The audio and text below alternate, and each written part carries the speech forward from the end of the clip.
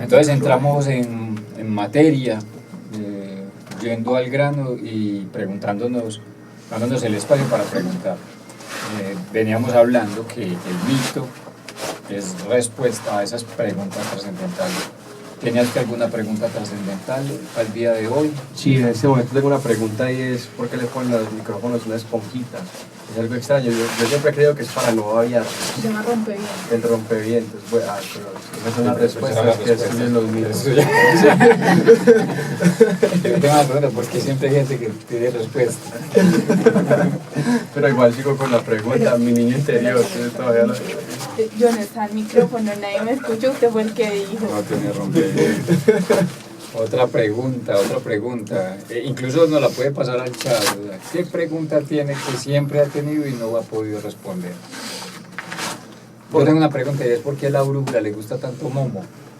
Porque todos los mitos de Laura, la brújula llevan a Momo. Universal. Pregúntale a Michael Ende por qué. La brújula de Laura, la brújula lleva a Momo. O sea, yo creo que tienes mal la brújula porque se lo lleva a Momo. O la tiene muy bien. Todo es Momo, todo es Momo. Y que de alguna manera también ese nombre de la brújula la está autonombrando Casiopea, porque sea la brújula en Momo, ¿cierto? Un poco Casiopea. Ya está medio maestro ahora. Sí, cuando llegue y logre superar aquello del tiempo. Más preguntas, señor. Bien, buenas noches, ¿cómo le va? Muy buenas noches a todos, les habla Leonelfo. Mi pregunta es ¿por qué carajo se larga a llover justo cuando no va a salir? Y en moto que le toca ponerse el impermeable, encartarse con cosas que pereza. Pregunta. Me llegó otra pregunta. Señor. ¿Por qué siempre suena la mejor canción cuando uno está llegando? Y no le da para escucharla. No en el carro así tan y ya está escuchando música, va llegando a la casa y suena la canción. Eso suele Yo pasar. tengo una pregunta y es ¿por qué cuando llego a la casa y voy a abrir la puerta me dan ganas de orinar? ¿Por qué siempre? O sea, es una cosa delicada. Yo no sé si es por los 40 o los 42, pero siempre cuando es como el síndrome de la llegada. Llega a la puerta, se apaga el carro en el que uno llega y va haciendo para el baño, pidiendo pista para el baño. ¿Usted tiene pregunta, señorita Liz? Yo porque no tengo pregunta. Esa es una buena pregunta. Yo me pregunto por qué la bebida se llama bebida antes de ser bebida. Está muy bien. La brújula tiene pregunta ya detrás de las pantallas. Uno, ¿por qué saca la sombrilla del bolso en la mañana y siempre llueve esa tarde? ¿Por qué cuando uno saca la sombrilla del bolso en la mañana, o del morral, pues cuando queda muy raro, ese día llueve? ¿Por qué ese día llueve? ¿Alguna otra pregunta? Preguntas, es la pregunta activa la creatividad para hacer un mito. Tengo otra pregunta. El mito de la sombrilla fuera del bolso. ¿Hasta dónde se lavan la cara los calvos? ¿Cuál es la frontera entre la calva y la frente? ¿Cuál es la frente? Sí. ¿Cuál es la frente? Pregunta para el paisa. Esa pregunta es para el país. ¿Y de qué tamaño le hacen la santa ceniza? Con calvo. Oye, ¿dónde? ¿Dónde se la hacen? ¿Hay preguntas en el chat? No. Por aquí hay una pregunta. ¿Quién nos acompaña esta noche? Eso es muy En importante. nombre de Dios Todopoderoso. ¿Quién anda ahí? ¿Quién eres? Sí. Seguimos con preguntas. Incluso si haya silencio, usted haya mirado raras, es dar permiso a la pregunta. Porque vivimos en un mundo donde lo que más amamos son las respuestas y hay respuestas para todo, pero ya no hay preguntas. No hay las preguntas fundamentales. Los griegos se adelantaron, que berracos tan ventajosos, que de dónde venimos, griegos berracos, que para dónde vamos, egipcios berracos, pero nacieron 2000 años antes. ¿Qué otras preguntas? Cada pregunta genera incluso un conocimiento que emerge de un mito. Yo tengo una pregunta, ¿por qué siempre en todas las mitologías, incluso hasta en la ciencia, que también es otra mitología, al principio todo era oscuridad? Eso es otra pregunta. Usted tiene la respuesta. No tengo la respuesta. No, aquí no se puede tener respuesta. Porque todo al principio siempre es oscuridad. Si eso es así, o sea que al final siempre hay luz. Una pregunta que hacía mi papá y él decía que si todo tiempo pasado fue mejor, ¿eso quiere decir que todo tiempo futuro sea peor? pregunta de mi papá, según ese refrán. Más preguntas. Sí, es como... Entonces, si toda regla tiene su excepción, esa regla tiene su excepción. Para que Sí, su excepción. y Excepción. vamos de para- excepción en excepción. Ajá. Muy bien. ¿Alguna otra pregunta? Luis. ¿Muchas respuestas? No, ni pregunta ni respuesta. Si el gran espíritu se originó del gran misterio, ¿de dónde se originó el gran misterio? De la mamá del gran misterio. De la gran mamá No hay misteriosa. respuestas, no. De la mujer búfalo. Pero no, la respuesta. ¿Y de dónde la mujer Pero eso es búfalo? una respuesta Es mitológica. una respuesta mitológica. Bueno, entonces, no habiendo más preguntas, ojalá invocar el niño interior, porque eso sí, ese sí tiene preguntas. Le invitamos a don Jaime para que nos cuente, para que nos eche el cuento. Recuerden que estamos echando cuentos, esto es cuento. Si nos dicen que eso no es verdad, les decimos es mito. Es mito. Entonces, seguimos gracias a los hermanos Huitotos contando un mito que nos ha gustado mucho. Y usted nos permite, don Jaime, apretadito, hacerle preguntas. Claro. Hay muchas cosas sobre ese mito que se pueden profundizar. Entonces yo puedo hacer la pregunta en esta noche. Perfecto. Pero después del mito. Después del mito. Bueno, dice después del mito, trato hecho.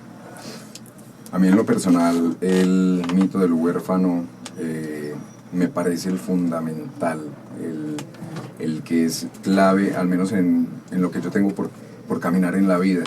Haciendo un pequeño recorderis, para mí, dejando muy claro que es mi interpretación, este mito nos habla de un camino de lo más denso a lo más sutil, un camino que estamos invitados a caminar, ¿cierto?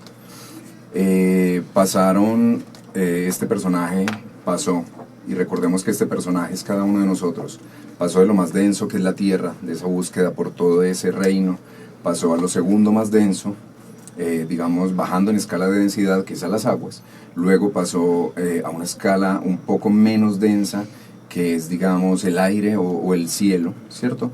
Y llega a la escala menos densa de la materia, que es el fuego.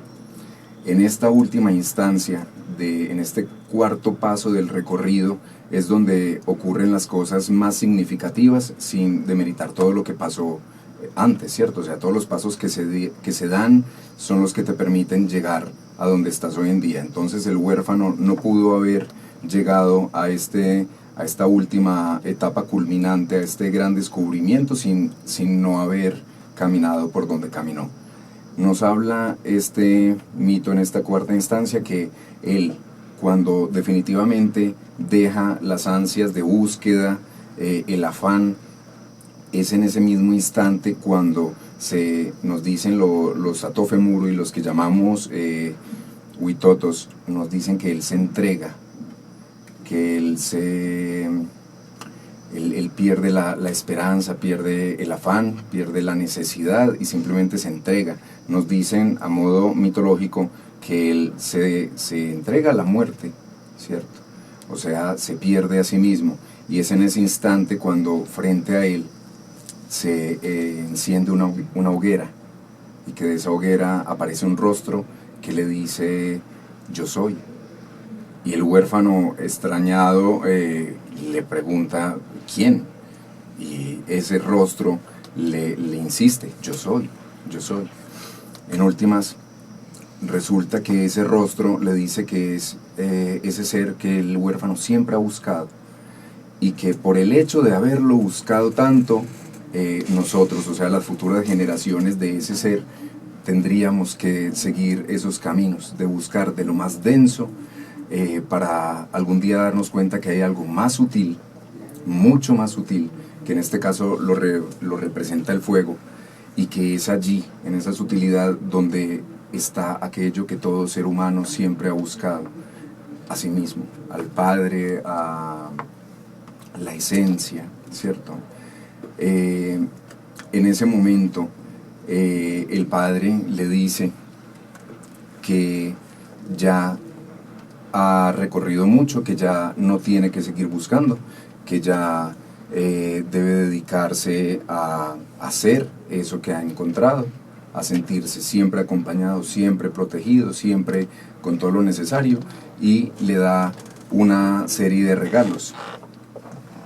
Le da el matirí. Para los que no saben qué es un matirí, imaginen una mochilita, pero que, como todas las mitologías, utilizan la simbología. Esa mochilita hace referencia al propio cuerpo, y que en esa mochilita puede guardar, digamos, sus poderes, sus medicinas, sus herramientas. Le da un segundo regalo, que es una trampa en el río. Le da un tercer regalo, que es el grillo en el camino, y le da un cuarto regalo, que es la chagra, la huerta. Cada uno de estos regalos tiene sus simbologías.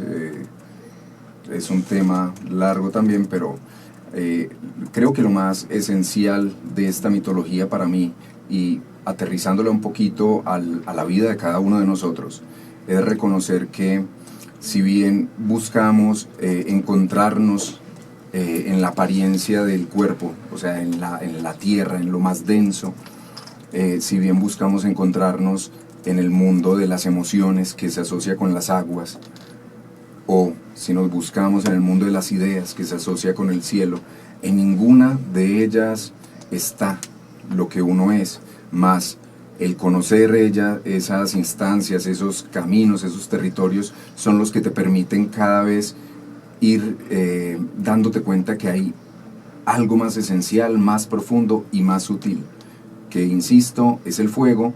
Y en esa representación podríamos pensar que eso tiene mucho más que ver con lo que las tradiciones nos hablan de esa chispa interior que tenemos. Lo llaman alma, o dicen que está en el corazón, ¿cierto? Pero creo que este mito es una invitación muy clara a ponerle más atención a esas cualidades sutiles del yo que a las más evidentes, más obvias y por tanto pues más densas, ¿cierto? Tiene mucho que ver, como hemos descubierto pues en estos caminos de aprender de tantas culturas, todas dicen lo mismo pero de formas diferentes, ¿cierto?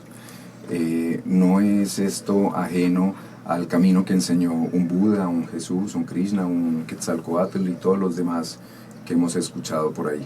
Una invitación a darnos cuenta que somos más de lo que vemos.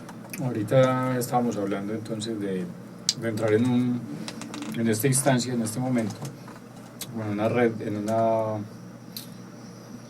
una cadena como de mitos.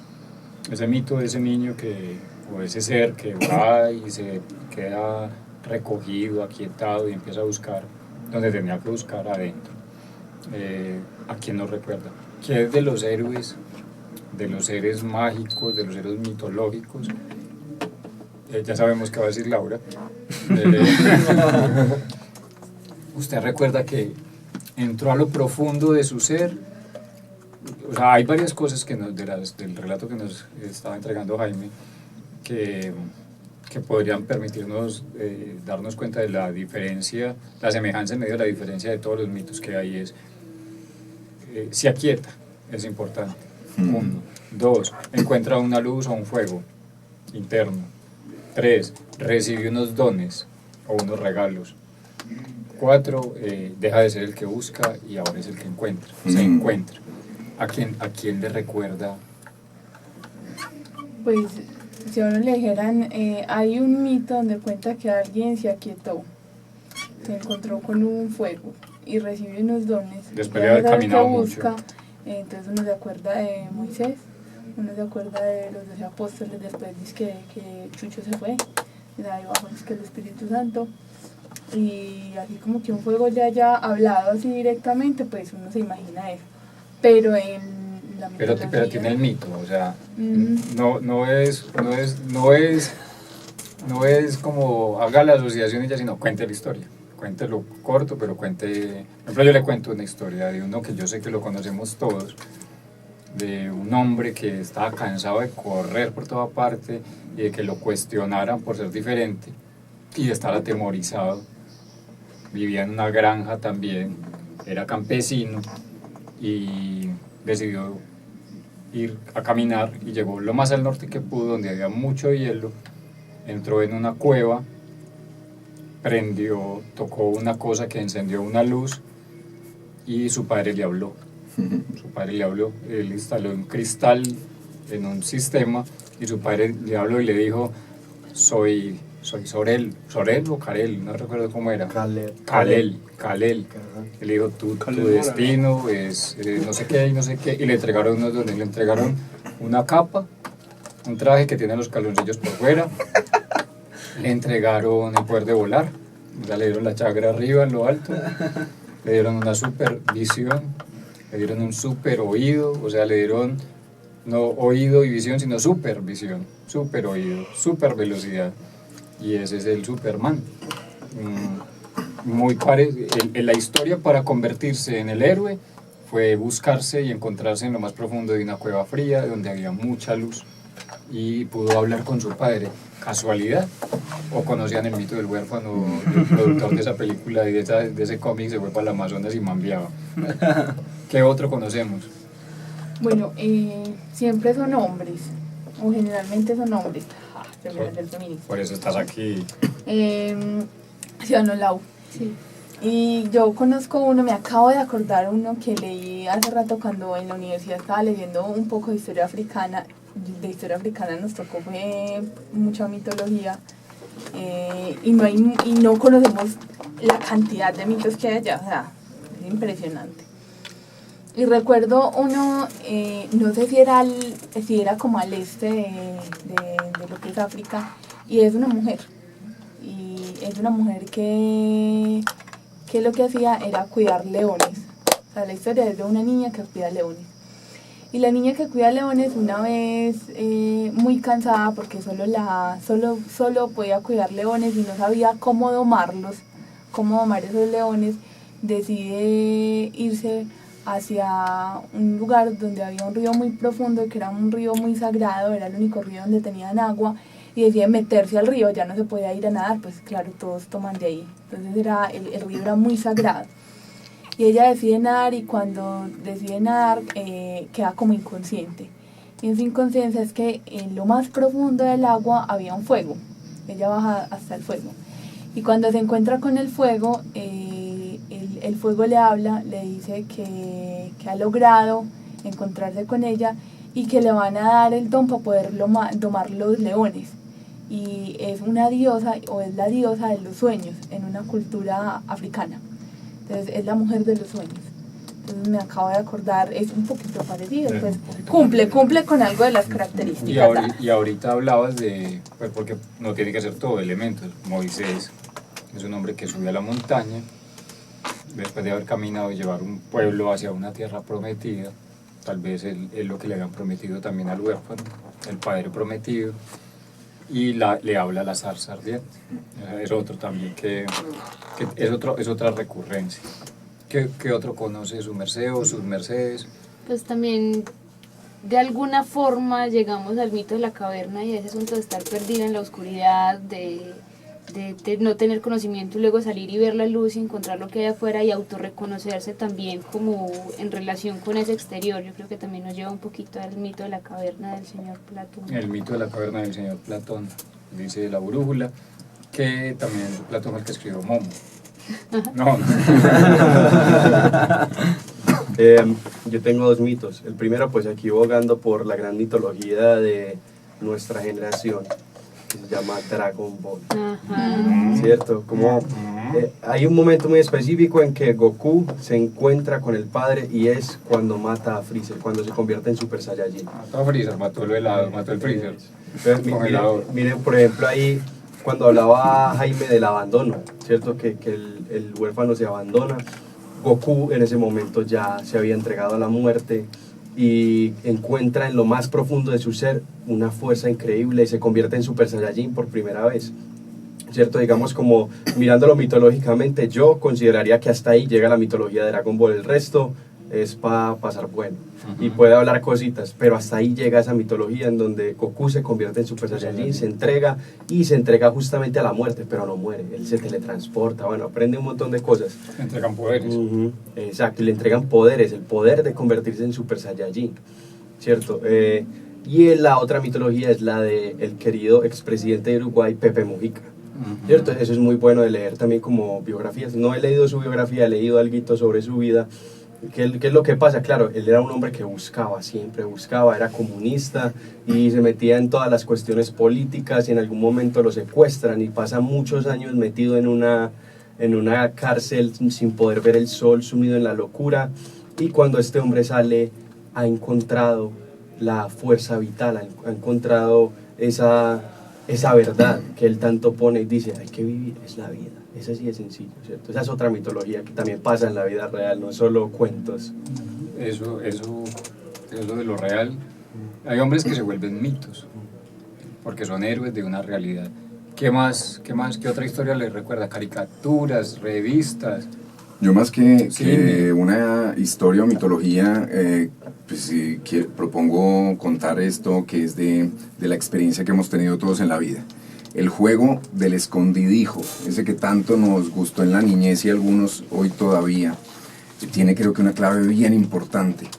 En el momento que se plantea jugar escondidijo, es que lo que uno pretende encontrar se esconde. Creo que eso es una clave, y cuando el padre en esta mitología del huérfano le dice a Hayéniki, al huérfano, que ya las futuras generaciones quedarán condenadas a seguir el mismo camino de la búsqueda incesante, digamos, es también una invitación a replantearlo y a darnos cuenta que si hay un buscador es porque uno está declarando que hay algo escondido, ¿cierto? Y muchas veces lo que está escondido no pretende estar escondido, solo está ahí porque uno le da esa característica, ese poder. Creo que esta mitología nos está invitando a que primero reconozcamos que es un algo, ese fuego, un algo que siempre ha estado. Y hay una cosa que yo no quiero dar pasar de lo que estás diciendo, y es del juego del escondidijo. ¿Y qué es lo que se nos esconde? El dijo. O sea, se te esconde la palabra, se te esconde el decir. Entonces nos la pasamos diciendo como el huérfano: usted conoce a mi papá, usted conoce a mi mamá, usted sabe quién es mi papá, usted sabe quién soy yo. Se te escondió el cómo preguntar. Por eso no es gratuito que al principio juguemos un poco hagamos preguntas, porque se nos olvidó eso. No es usted lo conoce, sino tú conoces tu historia. Por eso quienes se dedican me parece muy valioso que todas las tradiciones se hayan dedicado con tanto cuidado, y me encantaría como poder tener la visión de cómo era que alguien se escondía en una caverna a narrar y a tener todas esas instancias de manera tan precisa para mostrar que la vida es un camino y que se pasa por distintas instancias hasta que tú encuentras la palabra precisa para después del aquietamiento, o sea, que es una cosa recurrente. Su merced iba a decir algo.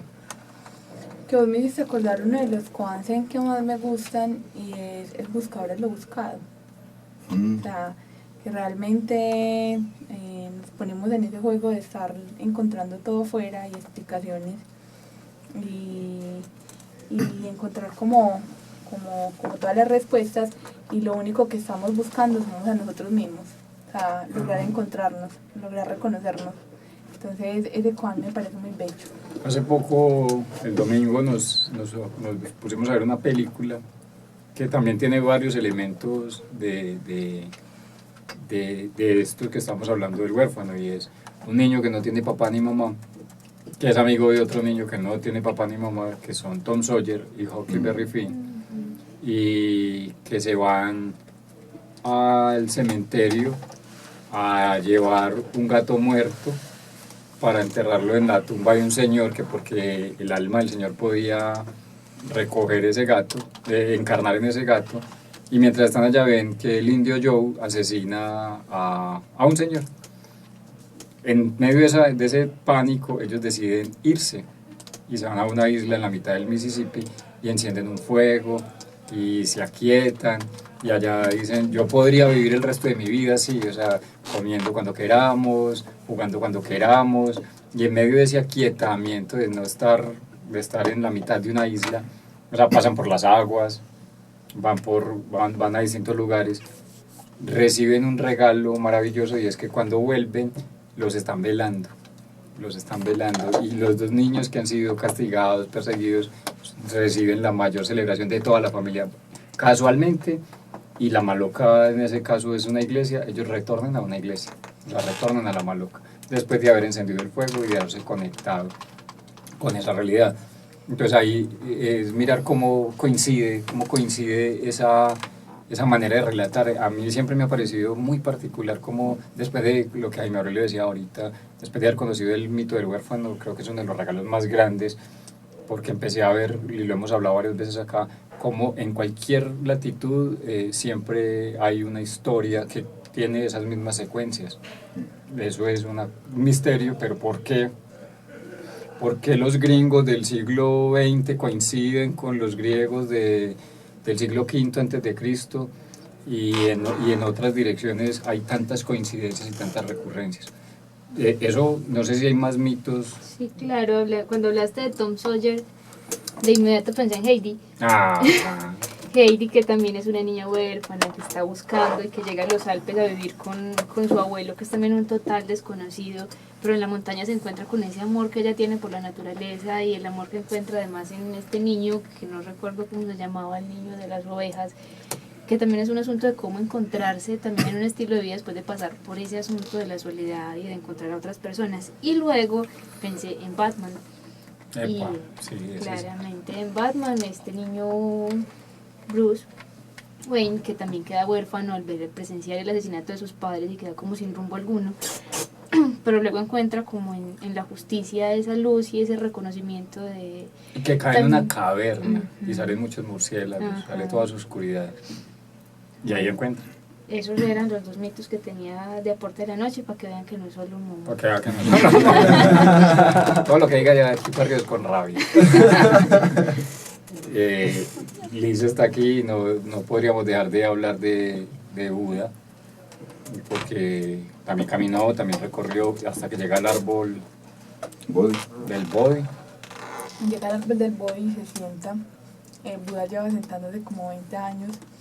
La historia cuenta es que en 7 días el Buda se ilumina. Entonces, Ese man siquiera. Es muy bello después de todo lo que hace, y se ilumina con la última postura del Buda, que es Chikantara, que es la que se enseña en Zen Tao. Y se ilumina mientras mira que...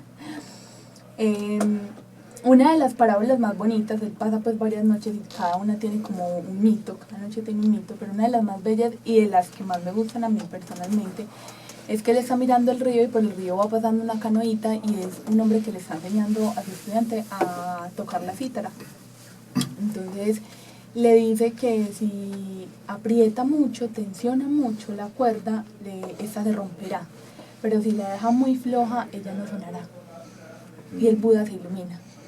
O sea, es todo lo que tiene que ver con la vida del medio. Y en ese momento, que él no había comido más o menos durante 20 años, no había decidido comer porque se había dedicado a hacer un sanyasi y a recorrer todas las grandes tradiciones, y para los sanyasis en la India ellos no podían comer ni arroz ni leche. Entonces pasa una niña que no es de la casta alta, sino de las castas más bajas, y le pide algo de comer. O sea, él aprende que es en la vida del medio, y ahí es cuando él dice, y él enseña la última postura, es una postura muy cómoda.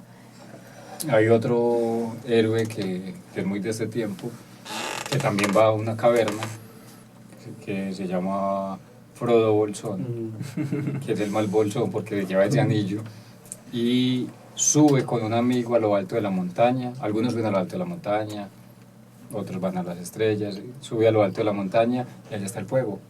Allá está el fuego que destruye el anillo y él tiene que entregarlo. Si esta invitación del aquietamiento, ¿qué tal si llego a 100 y me volteo y no salgo a ningún lado? Pero le cantan Simplemente perrito guardián. observo. Siempre pasa que el que está escondido se impacienta y empieza a hacer movimientos. ¿Lo ves? Entonces empezás a detectar dónde están las cosas, ¿cierto? No hay necesidad de correr, de moverse, de hacer esfuerzo. Es un asunto de atención, ¿cierto? De observación, de aquietarse, porque creo que el aquietarse es eso. Y no es gratuito que el que se esconde detrás del que cuenta le dicen perrito guardián. El que no decía, no se puede perrito guardián. No, pero el perrito guardián es el que está contando que se queda quieto. Ah, Lo que vos decís antes de empezar a ¿cómo llamaba contar ese? es ni en la espalda, ni por los lados, ni no sé qué. Ni detrás del muro, ni Ajá. detrás Vos decías todas las salvedades. Yo quiero hacer un aviso parroquial porque nuestro querido amigo Danco 8321, más conocido en los bajos mundos como Marcos Tobón, con esto del Señor de los Anillos hace una anotación muy bonita y que creo que va muy de la mano de lo que estás diciendo. A Tom Bombadil no le hace nada el anillo, según dicen, porque él no desea nada. Él está tan centrado en su vida que no necesita nada más y el anillo, por lo tanto, no lo puede tentar. A Frodo y a los hobbits, en general, les sucede que son literalmente demasiado hippies. Son muy cómodos con la vida como es y la disfrutan mucho. No quieren cambiarla.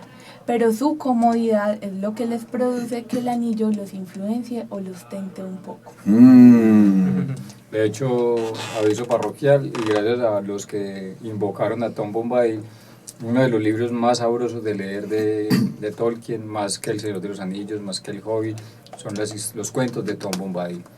Tom Bombadil aparece en la película, pero no como Tom Bombadil, y es en la primera ese personaje al que llegan esos 4 hobbits y se quedan en una casa, comen rico porque los vienen persiguiendo esos jinetes, y cuando salen, Frodo dice, yo no sé si pasamos aquí 1 año, 7 vidas o 1 noche, porque el tiempo cambió. El tiempo cambió. Ese personaje era el tiempo, era ese hombre que ya lo ha hecho todo y que ya la vida transcurre con simpleza, y era el que está en el bosque. Podemos entrar entonces a las preguntas de señorita Liz, de esas 4 instancias, porque vale la pena recordarles a todos nuestros amigos que el mito nos permite conectar una palabra, un sonido que nos lleva a una imagen y que nos permite crear una realidad. Entonces nos podemos caer en el mito y evocar las historias, pero también es muy rico cuando se le hace preguntas al mito, cuando uno dice, hey, ¿qué significa el matirí o la mochila? ¿O qué significa que le hayan dado la trampa en el río, por ejemplo? Y eso para empezar a preguntárnoslo, y siempre que se cuenta el mito y uno entra otra vez, descubre nuevas cosas, hemos puesto sobre la mesa un oráculo y hemos sacado una carta que es la 49 de las cartas de la medicina, la rueda de la medicina, y es el salmón. Y basta con decir que cuando hablamos de mitos estamos hablando de hombres o mujeres o de seres humanos que fueron en contra de la corriente y que se dirigieron al origen de todo. O sea, el huérfano llega al origen, al fuego, a la luz, a la linterna. Superman pues encuentra lo más parecido que hay a Krypton, que es una cosa fría, y encuentra la conexión con el padre. Es ir en contra de la corriente, aunque todo el mundo te diga, pero hey, Vicente, estás haciendo lo contrario de Vicente, vas en contra de la corriente. Si no vas en contra de la corriente, no puedes, como dice Calamaro, hacer lo que hace el salmón, que es conocer de dónde vienes, por qué haces lo que haces y por qué ese deseo de salvar, que no es la humanidad, que es tu humanidad, de ser el héroe de tu propia vida. Entonces preguntas para ese mito y para todos los que estamos... Musiquita primero. Musiquita, está bien, pero ¿qué va a decir Liz? Es que este hombre con lo del salmón me hizo acordar de un mito celta muy bonito que yo no lo quiero dejar pasar. Porque el salmón celta. No sé si primero Claro, escuchamos el mito el mito de la canción. El mito primero y Listo. después. Y después nos vamos con la canción. Para los celtas el salmón está muy asociado al avellano cool. El avellano es el árbol del misterio, es el árbol de las artes mágicas. Y lograron encontrarlo porque en lo más alto de una montaña estaban subiendo los salmones. Y un niño que caminaba por ahí, decidió ir a encontrar a dónde llegaban los salmones y por qué subían. Y la escarpada era muy alta. Entonces los salmones subían al final y este chico se demoró unos buenos años para poder subir porque tenía que aprender ciertas cosas. Cuando llegó se encontró con que el salmón se comía los frutos del avellano y cuando se comían los frutos del avellano le salían escamas doradas. Él decide coger una varita de avellano y decide sacar un pedazo de la avellana y se la come. Y cuando se la come puede tener el misterio, toda la magia. Y decide pescar con la varita un salmón. Y cuando se come el salmón adquiere la sabiduría. Aleluya. Para continuar ahí con el... Para que después de la música ya no más mitos, me hiciste acordar. Porque el salmón va al origen y cuando llega al origen muere. O sea, muere, allá muere. Y hace poco, hace como 2 años escuché un mito, que creo que le escuchamos un mito a un hombre de medicina que se llama Santiago Andrade, que contaba la historia de una leyenda, una de esas historias que se vuelven para contar en las ceremonias, de un viejo que estaba muy enfermo, ya estaba desahuciado. Y le dijeron, vea, lo único que lo puede curar es un viejito que hay en la montaña. Vaya que ese viejo lo cura. Lo llevaron cargado porque ya no podía caminar, le supuraba, estaba ya a punto de morir. Y cuando llegó el viejo le preguntó qué quería. Le dijo, yo vengo para que me sane, para que me cure, porque ya no hay nada que hacer, me dicen los médicos. Él le dice, ¿y será que usted puede hacer algo? Y le dice, claro, yo lo curo. Déjelo ahí. La primera noche el viejo prendió un tabaco. Rezó con el tabaco, le sopló la cabeza, le puso unos cantos y su pensamiento sanito quedó. Le sanó el pensamiento, que es lo primero que debe ser sanado. La segunda noche el viejo prendió 2 tabacos, le sopló la barriguita, le sopló el cuerpo y todas sus emociones y todo su cuerpo físico quedó bien sanito. Y el abuelito empezó a verse mejor y a sentirse mejor. Se sentía sano en el cuerpo, se sentía sano en el pensamiento. Y la tercera noche prendió 3 tabacos, 3 instancias. Prendió 3 tabacos. Le sopló todo el corazón. Y todos sus sentimientos y todo su espíritu se curó. Y el viejito se acostó a dormir sanito. A la 4ª noche, el viejito sanito se murió. Dice la historia de Santiago que esa es la transformación. Es decir, llegamos al origen, sanamos todo este cuerpo físico, todo este cuerpo mental, para poder trascender a esas otras instancias de vida, es vivir de otra manera. Ahora sí ponga música, pues. Bueno, continuamos entonces para que entremos profundo a compartir lo que nos han compartido también de lo que son esos regalos. ¿Por qué no hablamos de los regalos? El señor Leonel, ¿usted qué sabe de esos regalos? ¿O cuál es el regalo que, si a usted le diera la oportunidad de escoger uno de esos 4 regalos, cuál escoge? Pues yo creo que el que más me ha encantado es el Matirí, pues porque el Matirí es donde tú reúnes todas las herramientas que adquieres durante todo ese gran viaje que es la vida, que es uno de los regalos. Los otros 3 vienen siendo el grillo, la trampa en el grillo, La trampa en el grillo. Sí, la trampa en el grillo, la trampa en el río y la chagra. La chagra, pues para los que no sepan, Nica, chagra es algo así como huerta, algo así. ¿Qué más hay para decir de ese que escogió Leonel, el Matirí? ¿Qué más hay para decir que sabe del Matirí? El Matirí es el lugar donde se guardan las medicinas. Esto es como lo más importante, la de reconocer que todos tenemos nuestra propia medicina. ¿Y a cuál instancia uno podría asociar ese Matirí? ¿A cuál instancia uno podría asociar? Yo no era la de las preguntas, pues. ¿A cuál instancia uno puede asociar el del Matirí, al de las medicinas? Por 5.000 euros. Al de la... No. Yo le pondría el de las aguas. Usted le pone el de las aguas. Yo pongo el de las aguas. ¿Y no le suena que el de las aguas es como la trampa en el río? Bueno, la chagra ese por sería la obviedad, la tierra. sí, pero si estamos hablando de medicina, yo pongo las aguas. Bueno, la chagra sería la tierra, la trampa en el río sería las aguas, el grillo sería el aire, el viento, brincar, no, ni idea. Pero entonces el fuego. El hombre que nos lo enseñó decía que el Matirí representa el haber caminado por todas las direcciones. Piensen en el Matirí como esa mochila que les hablaba y me abre y le dices cómo vas dando vueltas y vas tejiendo y quedas con la experiencia. Lo que va en la Matirí es la experiencia, porque la medicina es una experiencia. Cada que tú tomas la medicina tienes una experiencia. La experiencia Piense cuando iba al colegio y usted iba con una mochila, que es el matirí traducido a ciudades, el morral. Y uno cuando iba para preescolar iba como con toda la biblioteca y los colores y la lonchera, y eso pesaba mucho. Ahora recuerde cómo va a la universidad, o con 5 materias, pero no anda tan cargado, porque ya eso está en su matirí, que es su cuerpo. El matirí es el cuerpo físico, es el caminar. La trampa en el río efectivamente es el agua. Y el grillo. La chagra es lo celeste, lo más alto. Los frutos altos representan la creatividad.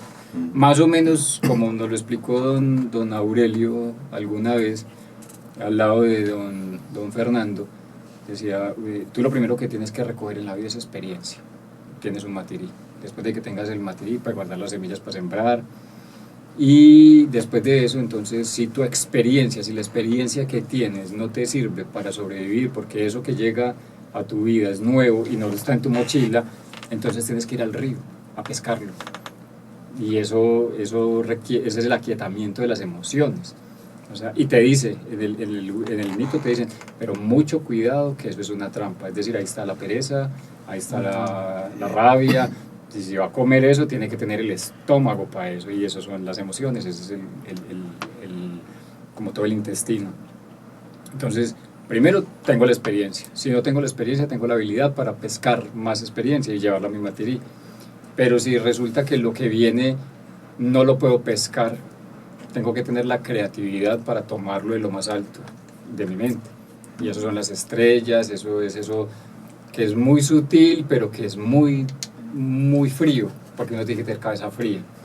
Y ahí está agua, cielo, aguas y tierra.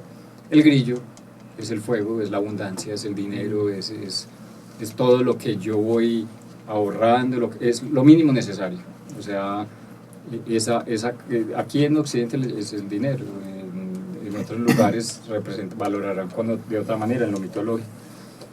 Esos son los 4 regalos, y todo lo que representan son tener eso que nos decía Jaime Aurelio ahora, que esos niveles del ser, la mente, la emoción, el corazón y el cuerpo estén alineados, que tú los hayas caminado.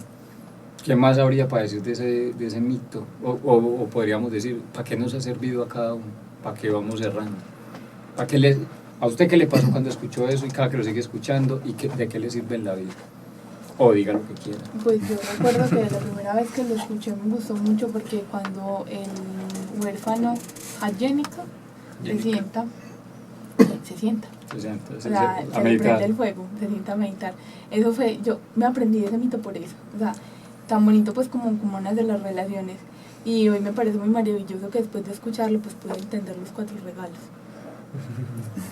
Sí, cuando yo lo escuché me sorprendió mucho, porque justo antes de empezar a mambiar escribí un cuento y era supremamente similar a esa mitología del huérfano. Me ha tocado bastante, pues es que realmente habla de una cosa muy específica. Cuando uno lo escucha la primera vez es bastante simbólico, mientras uno más lo va rumiando, cada cosa es muy específica y se convierte en una cosa súper específica de la vida. Entonces a mí este mito pues grandes cosas me ha traído, además pues con el Mambé del Ambil ha sido grandioso. A mí este mito me habla de esperanza, me dice que en esta tierra que tengo, en esta agua que tengo, en este aire que tengo, está el fuego que soy. Entonces me invita a darme cuenta que soy, en el buen sentido de la palabra, autosuficiente, autocontenido. Tengo todo lo que necesito para descubrir lo que sí soy. Leonejo, ¿qué le aportó ese relato? Pues yo diría como que tranquilidad, como que en la vida todo es una búsqueda constante. Inclusive es bien bonito entender que ese mito es como ciertamente cíclico, no es como un mito que vives una vez en la vida y ya, sino que lo vives y lo vives y lo vives con cada cosa nueva que va llegando a la vida, y es bien bacano. Al final uno siempre encuentra el fuego. Y a la brújula, cuando lo he escuchado, ¿qué le aporta? O puede hablar de Momo. No, pues es mucho lo que ellos han dicho y mucho lo que dice Leonel, pues el asunto de que es un mito cíclico y que uno siempre tiene que perderse mucho en la vida para poder encontrarse, y uno siempre se ve reflejado ahí en ese buscar profundo y que yo creo que es a lo que nos llevan todas las religiones al fin y al cabo, por las que tanto peleamos, pero que todas van a lo mismo, un asunto de interiorizarse, de encontrarse, de verse ahí. A mí ese mito, bueno, lo primero que me aportó fue una alegría inmensa porque yo dije, yo no soy el único que estoy buscando. Y ahí mismo hice la conexión con todas las caricaturas. Segundo, lo que más me aportó es a darme cuenta que el mundo es muy amplio para recorrerlo, muy profundo para sumergirse, muy alto para elevarse, pero que al final todo está en el centro. Eso fue lo que más me aportó. Y lo mejor, y en lo práctico que me sirve, cuando me llega algo, yo digo, esto es del río, esto es de arriba, esto es de abajo, ¿en dónde lo meto, dónde lo cojo? O esto es para mi grillo. Y eso es como un GPS, ha sido muy bacano porque me di cuenta que la vida tiene estructura. Bueno, y así como para cerrar, yo quiero reiterar una cosa que dije al comienzo de este mito del huérfano, y es para los que les gusta leer. Les voy a dar así unos libros para que lo relacionen con el huérfano, y son Caín, de José Saramago, luego viene Demian, de Germán Hesse, y despuesito pues pueden encontrar otro. En este momento no se me ocurre, se me ocurre La historia interminable, de Michael Ende. Y José Miel. Y José. Nos vemos, nos escuchamos la próxima semana y hágase la pregunta, ¿en cuál instancia está usted?